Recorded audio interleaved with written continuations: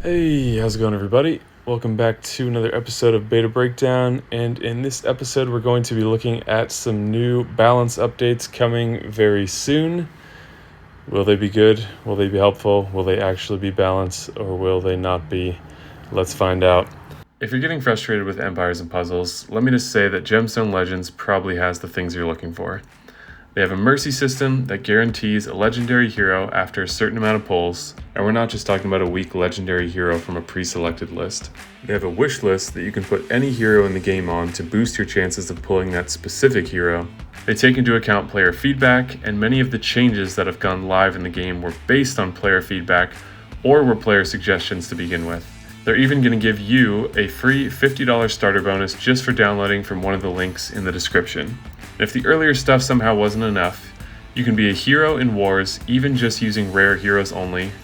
They have tons of events that allow you to earn free 10 pulls and other very usable high value stuff. Gemstone Legends really has a lot going for it, so come check it out if you're curious to see why tens of thousands of people have left Empires and Puzzles to come play. So, one of the biggest changes, there's going to be a number of episodes of Beta Breakdown coming out lately because there's a lot of changes that I think are important and good to cover, so be on the lookout for those videos as well. But here, this month, we're taking a look at the Defenders of Atlantis family. Our metrics have been showing us that most of them aren't performing all that well. Big problem for their new investments, especially compared to their contemporaries from other events. We also have seen similar sentiments voiced by the community, with a number of players saying that the family as a whole feels a bit underwhelming, except for some heroes. Forces, the essentially fast speed taunt hero, is exceptional and is performing very well. But the others, I would agree, seem to be not that tempting. You have the sniper LaSalle. It's like his damage is not that good. The replicating fiends or something, but it's nothing that great, I guess you could say. So what does that mean? Buffs are coming, and I really felt this was coming because here's their brand new event, and none of the heroes in it seemed that good. It's kind of weird that they would be released that way. They seem to rely on metrics a lot, which I don't think is inherently bad, but they don't seem to be able to predict very well what's going to do well and what won't. And while there are times that is going to be more true than others, it does feel like they don't really try that hard to fix these things beforehand, and there's a long history of that with these over-the-top nerfs after releasing a hero that people told them was way too strong, etc., etc. So, first things first, Sedo, the new blue hero. Stats are increased substantially. No attack increase, which is interesting, but I think her attack is already quite high. So a big defense boost, a pretty substantial health boost. Direct damage is increased fairly reasonably. She was not an underperformer, I don't think, because she has that really powerful ailment that she gives as well, but now she's doing 320% damage at fast speed, and then the second cast 435, which is pretty substantial. I kind of feel like Anne, despite having weaker stats, is still better, but Anne's damage starts higher but it tapers off. I wonder which of these is going to be dealing more damage. Probably this hero because her attack is higher, but that's what they have planned for her. Ephira is the yellow minion caster. Pretty underwhelming, but she's getting quite a big boost here as well. And as we're seeing, stats are having a significant impact on what heroes are worth investing in and what heroes are strongest. At one point, Lord Loki was a fascinating looking hero because it's like, oh, this is future-proofing for players against overpowered future heroes because he can just copy them. But what people didn't take into account with that theory, including myself, was that these stats were going to continue to increase substantially to the point that it's hard to bring Lord Loki without a limit break or a double limit break, and still his stats are a lot worse than others. And then they add in these strong passives and family bonuses, which he doesn't copy. So stats are very important is what I'm trying to say. Defense going up to 920, health to 1674, minion health increasing 5%, and the attack almost double. Will that make a difference? She's an interesting hero. However, there are so many minion counters now that she's just a liability on defense, and can this matter that much? I did pull her, I haven't leveled her, and I did some testing with other minion casters, and if you can get her stacks up to 10, which you could never do in a match, I mean, you do get absolutely ridiculous minion HP from your other casters, but in yellow, there aren't as many minion casters to pair her with. So will this make a difference? Yes, because as mentioned before, stats are very important, but will it be enough to make her seen more on defense? I think absolutely not. On attack, maybe. Depends on your options though. So Galapago, a very strange hero because he is attack based, and they gave him tremendously high defense at 920 to begin with, which is now going up to 957, HP going up over 100, and attack going up by 43, which is a huge buff in terms of stats. Direct damage is also increasing from 230 to 250, and second cast from 310 to 340. The interesting thing about stats that just occurred to me is, like, we're looking at these damage increases, and they're fairly minor. They're not insignificant. You will notice the difference, but the stats are getting a substantial boost. Obviously, higher stats means it's harder to kill the hero, especially when you add the 120 extra levels you get essentially from the first and second limit breaks. If you don't know what I'm talking about with that level and you're thinking, wait, it just goes from 80 to 90, what are you talking about? Check out the video that I did recently where I did the math on how many levels you actually gain from a limit break. You might find it very interesting, especially comparing the first and second limit breaks to each other.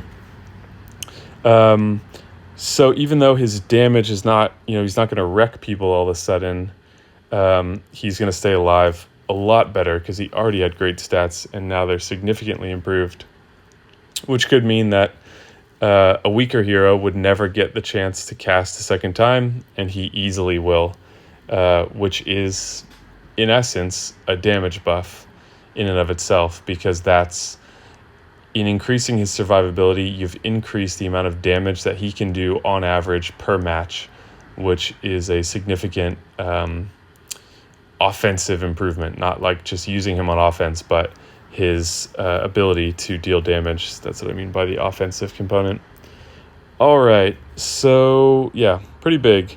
LaSalle getting a more modest buff, similar stat-wise, but it looks like his is only going to be 35 attack, 35 defense as well, and HP a little bit over 100. No change to his damage, which I feel like is his biggest flaw, though I suppose if he does kill the target, similar to the heroes like D'Artagnan and Rain that have the ailment that spreads from the starting hero, if their damage is too high and you kill them, their other effect doesn't do anything. So for him, it's the replicating minions. If you kill the target, or not minions, but fiends, no fiend is going to spawn there, so you don't want to kill them. I don't know about that approach. It seems like damage is always better. However, hard to say at this point since it's a very new mechanic. Forces, inarguably the greatest hero in this portal, is getting a defense boost, which he doesn't need. But you can see they're being a lot more careful with him, because again, their data is confirming that he's an outstanding hero. However, they just want to juice up the whole portal, and they don't really have a problem pushing things out of balance, which is ironic because we're looking at a balance update here. I want to just make a quick note that I see a lot of comments that feel that I'm being pessimistic about my view of these things and that, oh, we missed when you were more positive about the game. I don't have a bias towards being negative. That's certainly not a preference, but I just don't know how to have a positive outlook on what, they call a balance update that is just imbalancing things further. Some of it is trying to boost up new heroes that are underperforming. I understand that, but overall, the balance updates, including the big balance update that was supposed to be the biggest change they've ever made, they walked back all these changes, some of which were unnecessary, but some of which could have served to balance things, truly balance them in the definition of the word.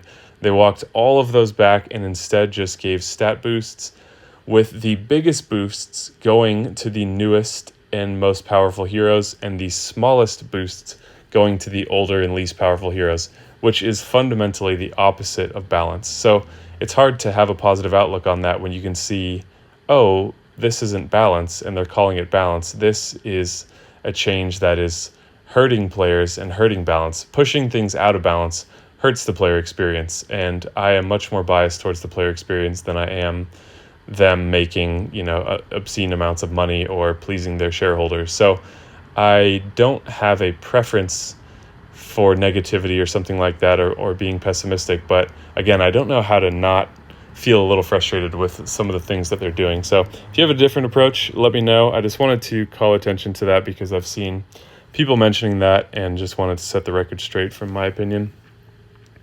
All right, so a modest increase, unnecessary, but there it is. Halassa has not been featured yet, I don't believe, and she was one of the more underwhelming heroes in here, and she's getting a big boost as well. Attack, defense, and HP, in addition to a significant boost and retuning to her special that's going to make her far better than she was. This is significant. So she used to boost health by 330 on the first cast. Now it's up to 500. Second cast went from 370 to 600, which is substantial. And instead of resetting status ailments on enemies, she now gets ailment immunity, which is much more predictable and much more what you want from a hero like this. The other status ailment reset is a unique ability, and it can be helpful in certain situations, but it's kind of bizarre to tie it to a healer because the timing with which you might heal is different from resetting statuses. So it was kind of a weird mismatch there, and now she's getting ailment immunity for 3 turns. So not quite as powerful as someone like Hathor, but coming very close and certainly in the same ballpark. All right, those are the end of the buffs. Only the newest heroes are getting buffed.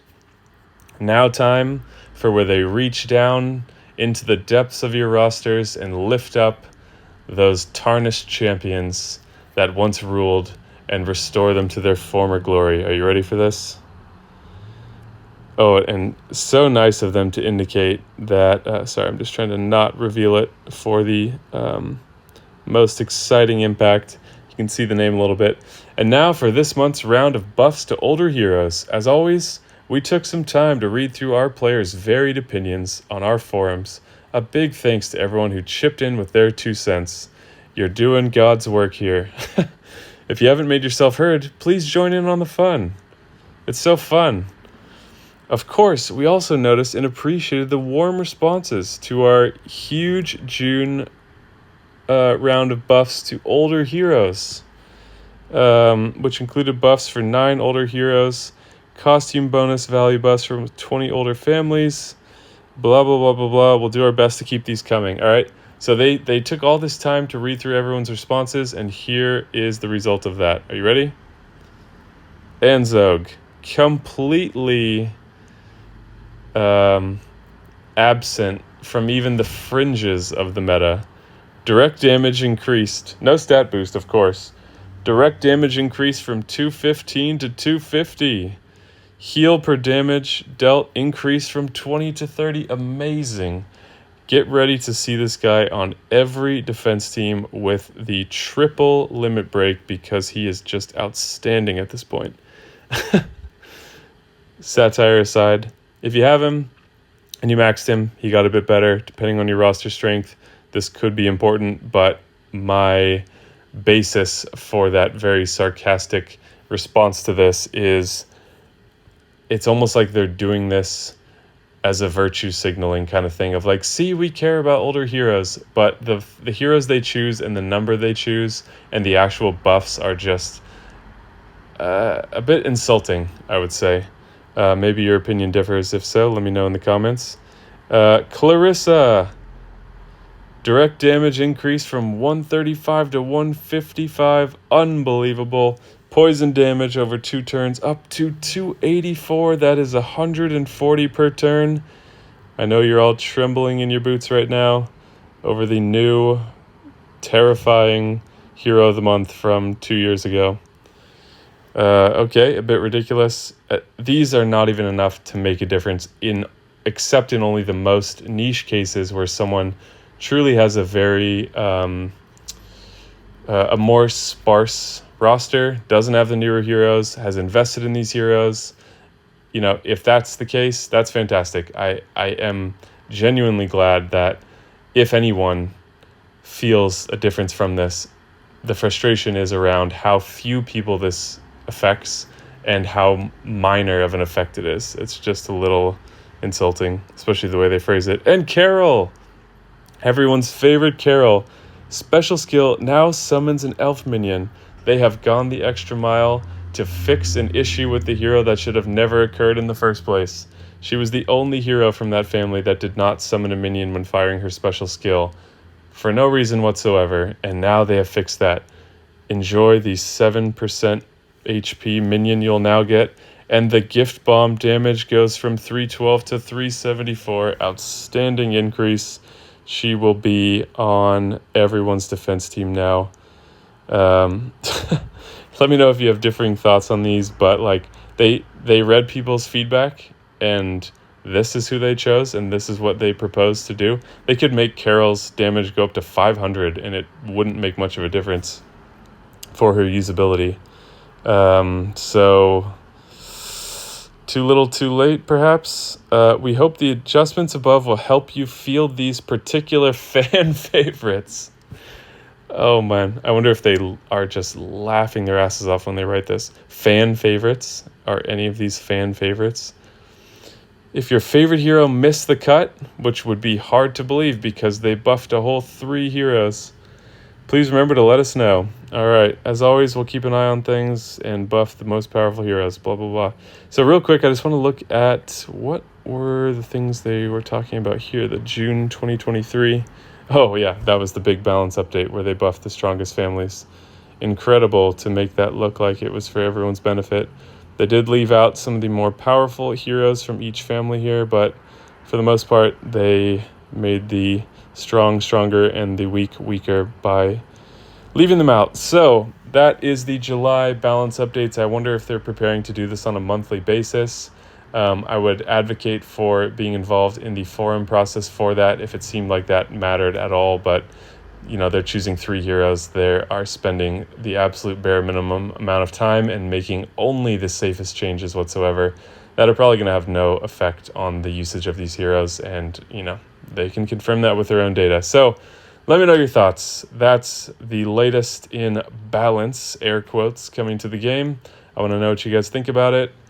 Please hit the like button and subscribe. And again, if you're feeling a little fed up with the Empires and Puzzles player treatment and just the power creep and way of handling things, you'll probably find a lot of what you're looking for that isn't present here right now in Gemstone Legends, so do check that out. If you're looking for something that is more balanced, much less power creep, more free-to-play friendly, better mercy system, etc., etc., etc., there's a lot of great stuff there. Thank you guys so much for watching, and I will see you in the next video.